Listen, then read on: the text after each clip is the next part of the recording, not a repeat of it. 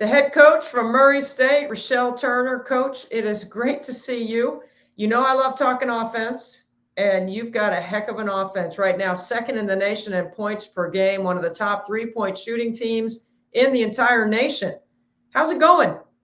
It's going pretty well. When you make shots, it makes winning easier for sure. But I wanted to first off congratulate you on your NC State Ring of Honor. What an amazing thing. I follow you and I listen to you on a lot of games, and to see you honored like that is outstanding. So congratulations. Well, thank you. It is not anything you ever think about. Still dealing with the emotion of it, to be honest with you, because it means so much to me that NC State would consider doing that. And it means so much to me that you would say something. So thank you. Absolutely. Yeah, we care about the game. So we've cared about the game for a long time. You have spent your entire life around Murray State. Congrats on your contract extension. You deserve that. Thank you. Yeah. All right, let's break it down a little bit. Okay, I want to get into discussing, first of all, your change in philosophy. Tell us why you changed and started looking more at analytics and started thinking, not that you're discounting defense, because I don't think anybody does that, but that you're looking more about pace, tempo, and offensive style. Well, as we moved to the Missouri Valley Conference, I looked around, and I mean, the talent and the depth of the teams in the conference was something that we had to figure out. Do we want to take 5 or 6 years to try to figure this out, recruit to this league, or do we want to do something that hopefully will move the needle quicker? And one of the things we noticed when we won, playing slow, as I like to call it, we had to value every possession. When you only have about 54 possessions, you got to shoot it well, you got to rebound it well, you got to defend well, all the things that analytically said on the nights that we made shots and the nights that we were really good defensively, we won. On the nights that we weren't, we didn't. So what can we do to loosen things up, to pick up the pace, to get more possessions? Because sometimes I look at our numbers and our averages and stuff aren't what I want them to be. But if you take 33s and you make 10, that's only 30%, but it's 10 threes. That's 30 points.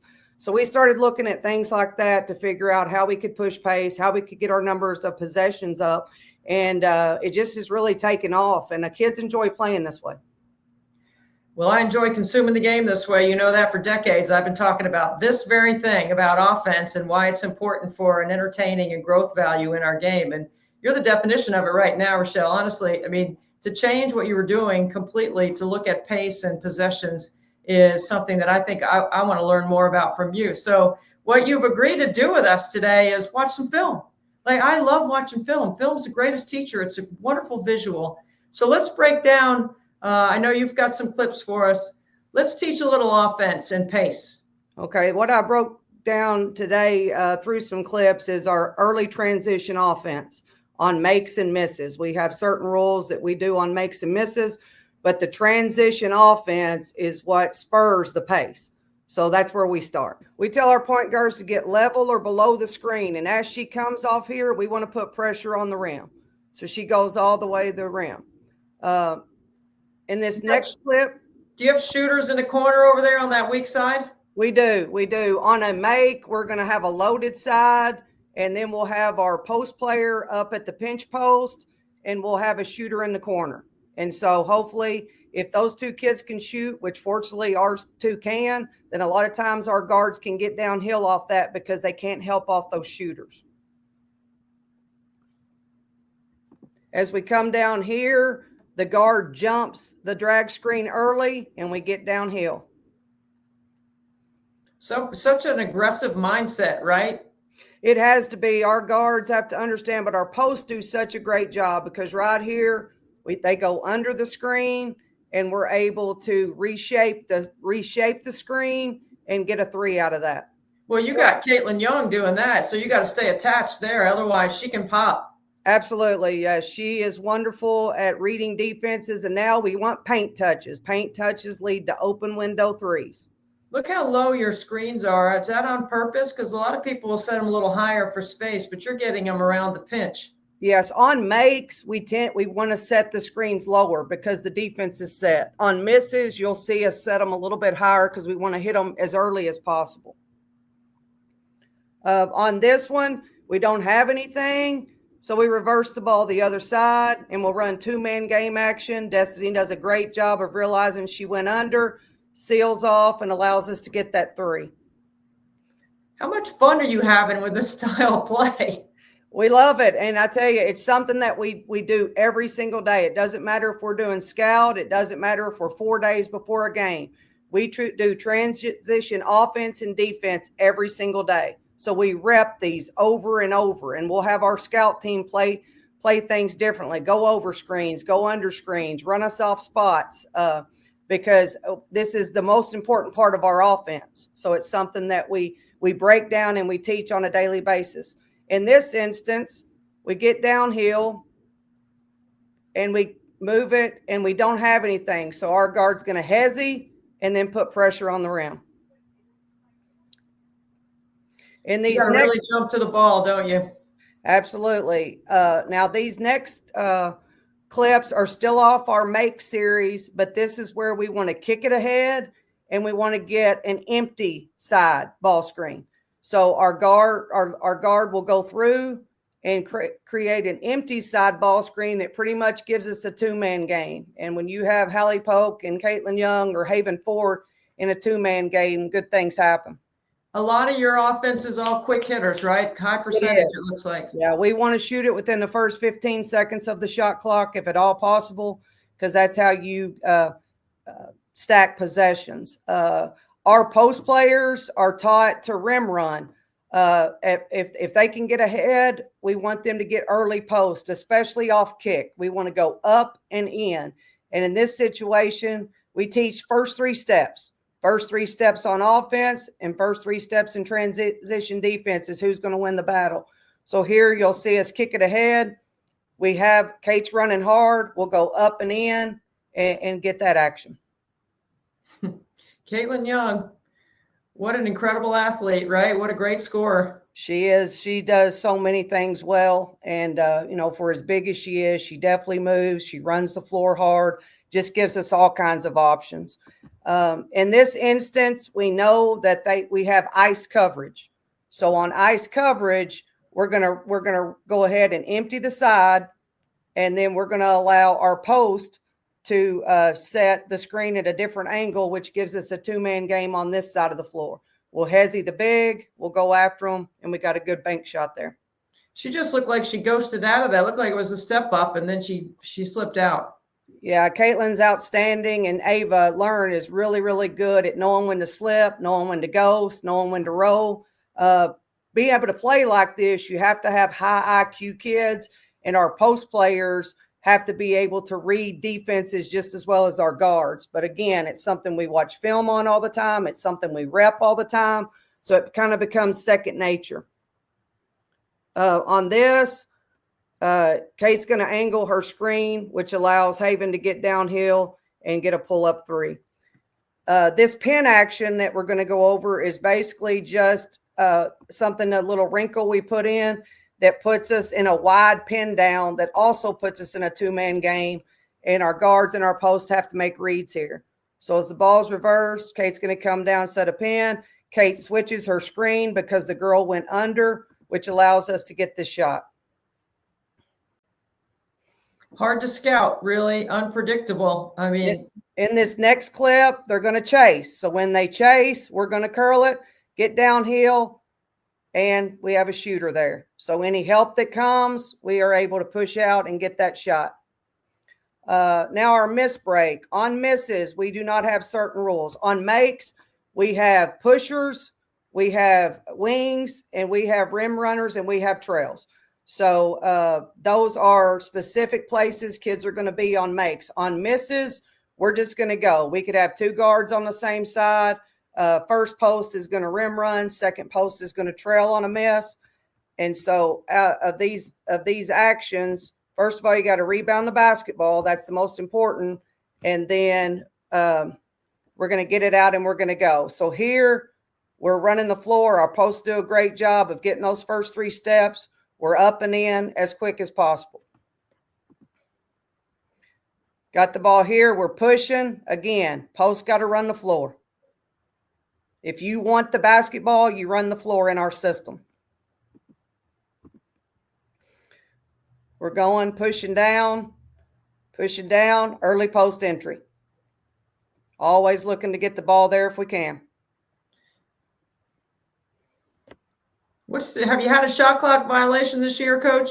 We have, but only at the end of the game when we didn't feel like we needed to shoot it anymore. So, okay.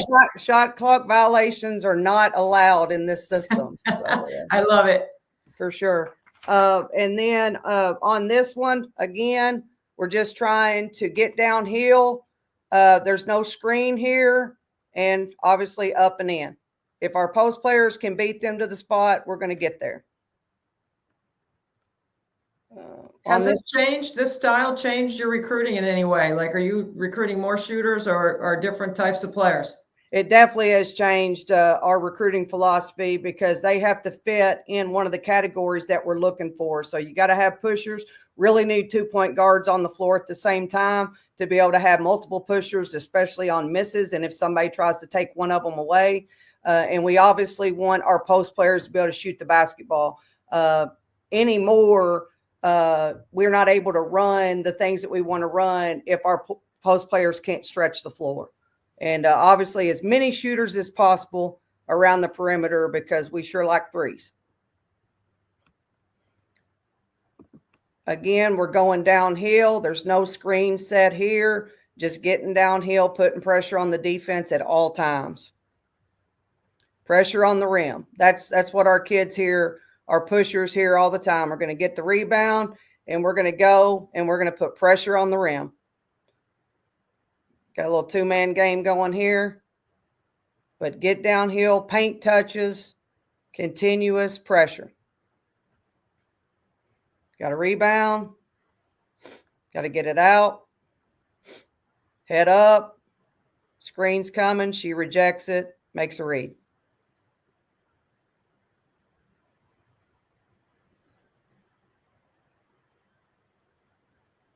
Got to defend. Rebound. Here we go. Pressure on the rim at all times. As much as you practice transition offense, your transition defense should be pretty good too.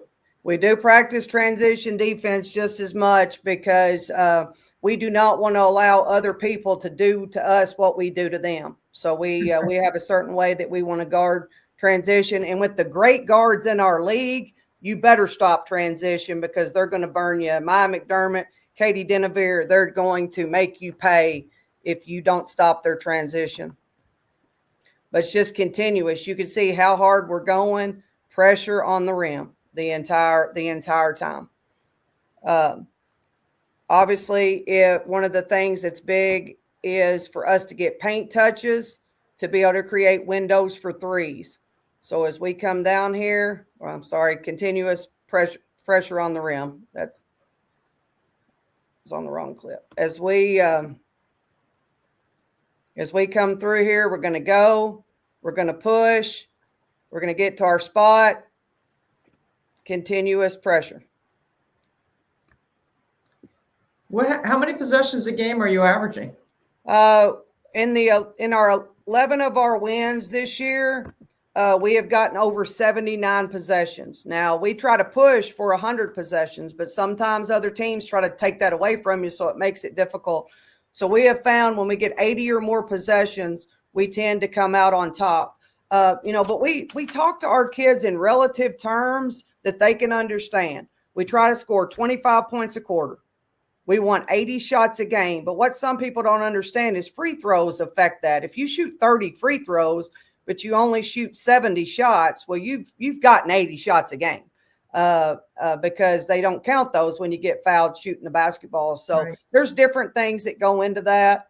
But we'll break it down like that to our kids. But our coaching staff looks at points per possession offensively, points per possession defensively, and those type of things because we understand that we don't want to put too much on our kids, but they certainly can look up at the scoreboard and see how many points they've scored each quarter. This is absolutely fantastic. For you to break down your system, your change of philosophy, what has worked for you, what has made you so successful. You're on top of the standings in the Missouri Valley. changing conferences, changing philosophy, going to the analytics. I mean, you got to feel pretty good about where you're headed. We do. And, our kids just continue to get better and better. One of the things I kind of wanted to point out is these last 3 clips. Our kids are taught to screen in transition. One of the hardest times to be able to get through screens is when you're trying to get back down the floor. And our kids continue to get better and better. And if you'll watch here, our post player is signaling, I've got her. And it sets up a 3 in transition. And it's not a call that we make. It's just if our post player or our guards see that they can get an advantage and we can get a screen for one of our guards, and you could just see them, Kate's calling her over there. I got her. Yeah. And this has been a program changer for us in our transition, that our kids have really bought into this, and our guards heads up. You can see our guard, that's a guard to guard screen, calling them over there and being able to get those shots. And I mean, that to me, that helps us be high level in our transition offense, that we're able to screen at that pace. I've always wanted the screen assist on the stat sheet. You're giving us proof as to why it should be on there. I mean, it's a vital part of getting players open, especially when you can shoot it as well as you guys can. Absolutely. It makes all the difference in the world, and it just gives somebody a job to do each possession. Yeah. Again, we have certain rules on our makes and our misses, but we do give our players the leniency to make plays. And I think that the more comfortable they are with going fast at this pace, and the more creative they can be. Coach, thank you so much for doing this. It's fun. I mean, I love watching film and getting a chance to listen to you, your verbiage, the vernacular, the emphasis, what you work on every day in practice has been great for us. It's great for everyone that follows along. So thank you for doing so. Well, it is an honor to be asked to be on your show. So I appreciate you. All right, that's Rechelle Turner, the head coach at Missouri State. They are one of the top offensive teams in the entire country. Thanks, Coach. Thank you.